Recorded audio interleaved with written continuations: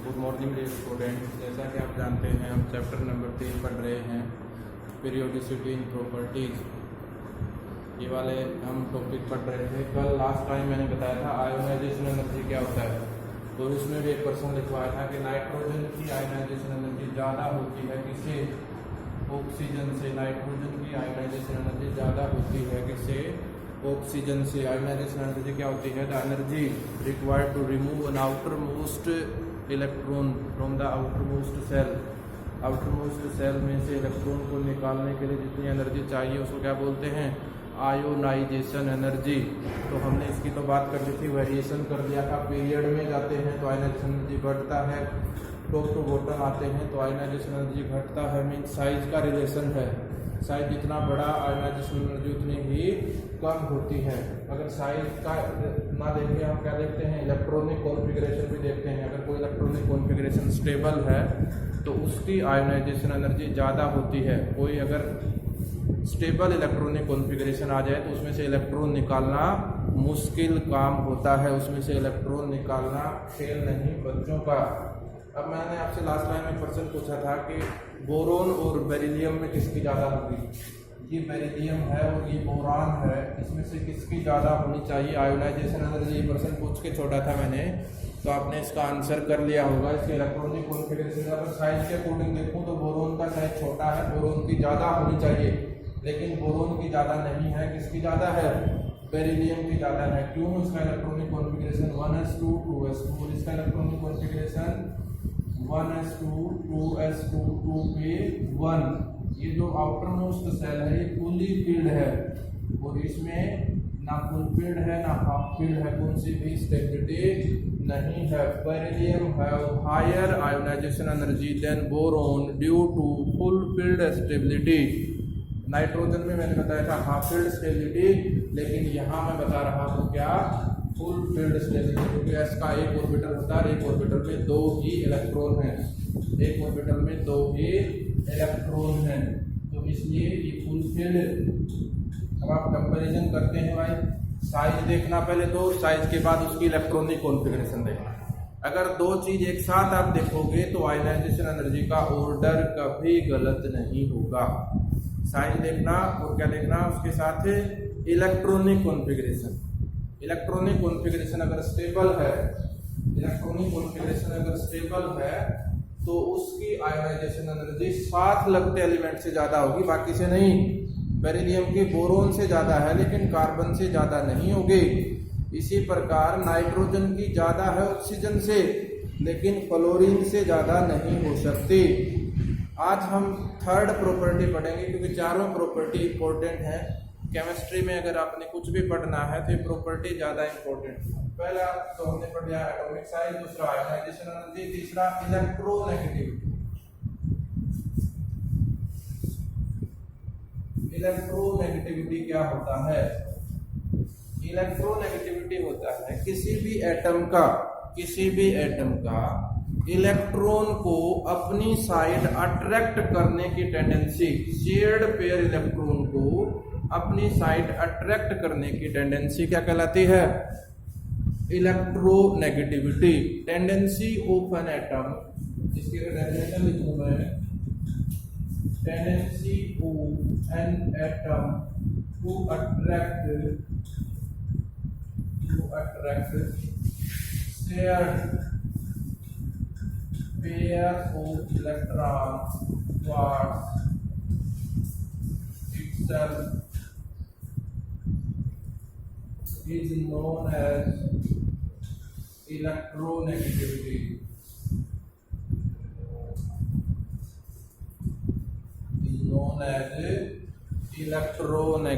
इस बात को क्या बोलते हैं भाई? इलेक्ट्रोनेगेटिविटी बोलते हैं। किसी भी एटम का अपनी साइड इलेक्ट्रॉन को अट्रैक्ट करना, अपनी साइड इलेक्ट्रॉन को खींचना, उसको हम क्या कहते हैं? इलेक्ट्रोनेगेटिविटी। अब इलेक्ट्रॉन को अपनी साइड कौन ज़्यादा अट्रैक्ट करेगा?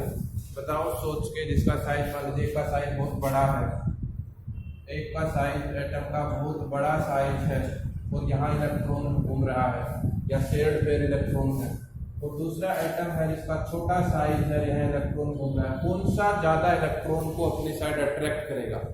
मीन्स न्यूक्लियस का इफेक्ट जिस इलेक्ट्रॉन के ऊपर ज़्यादा होगा वो उतना ही ज़्यादा इलेक्ट्रॉन को अपनी साइड क्या करेगा, अट्रैक्ट करेगा भाई। इलेक्ट्रॉन को उतना ही ज़्यादा अपनी साइड क्या करेगा, अट्रैक्ट करेगा। मीन्स जिसकी साइज छोटी होगी इलेक्ट्रोनेगेटिविटी उसकी क्या होगी, ज़्यादा होगी। जिसकी साइज छोटी होगी इलेक्ट्रोनेगेटिविटी को En से रिप्रेजेंट करते हैं, इनवर्सली प्रोपोर्शनल टू 1 साइज। ये जितने छोटे उतनी ही इलेक्ट्रोनेगेटिविटी ज़्यादा। जिस प्रकार आप आयोनाइजेशन एनर्जी का रिलेशन पढ़ रहे थे कि साइज जितना छोटा आयोनाइजेशन एनर्जी उतनी ही ज़्यादा, मीन्स इलेक्ट्रॉन को निकालना उतना ही मुश्किल होता है।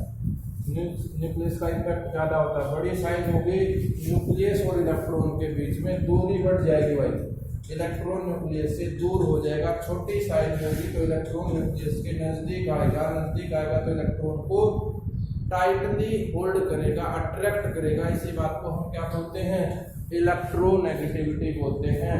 अब मैं वेरिएशन पढ़ता हूँ in group and period. In group and period variation of electronegativity in group and period. Variation of electronegativity, variation of electronegativity in group में पढ़ लेता हूँ पहले। when we move from या when we move in group, move in group electronegativity decrease, electronegativity decrease because atomic size increase। Electronegativity decrease होता है क्योंकि atomic size बढ़ता है, एटम का साइज बढ़ता है, इसलिए इलेक्ट्रोनेगेटिविटी घटता है भाई। एटम का साइज घटता है, इलेक्ट्रोनेगेटिविटी घटता है because effective nuclear charge decrease.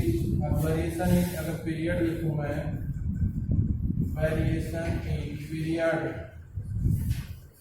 अगर पीरियड में पूछूँ मैं इसका variation, when we move from left to right और in period, we move in period, the electronegativity increase when we move in period, या फ्रॉम लेफ्ट टू राइट में लिख सकता हूँ when we move from left to right in period। जब हम period में left to right जाते हैं तो इलेक्ट्रोनेगेटिविटी इंक्रीज होता है भाई। इलेक्ट्रोनेगेटिविटी इंक्रीज होता है, इलेक्ट्रोनेगेटिविटी बढ़ता है। इलेक्ट्रोनेगेटिविटी बढ़ने से क्यों बढ़ता है, क्योंकि एटॉमिक साइज डिक्रीज होता है, because atomic size decrease, atomic size decrease and effective nuclear charge increase, effective nuclear charge increase, effective nuclear charge increase, effective nuclear charge increase होता है, साइज डिक्रीज होता है, electronegativity left to right increase होता है। Note करके लिखते हैं, note करके लिखते भाई। following have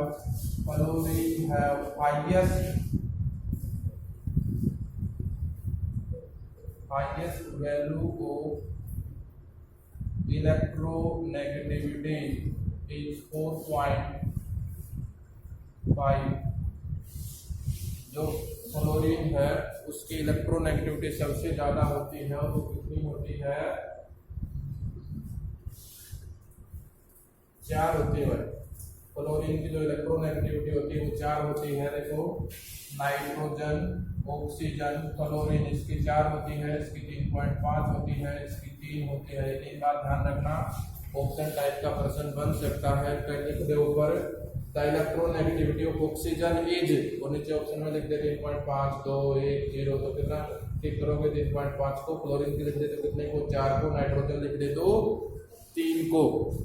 ठीक है, तो आज आप इतना पढ़ेंगे। लास्ट प्रॉपर्टी बचता है इलेक्ट्रॉन गेन एंथैल्पी, उसको हम कल पढ़ेंगे। इलेक्ट्रॉन गेन कैसे करता है, उसको क्या होता है, उसके बारे में इतना पढ़ना, कॉपी में नोट करना।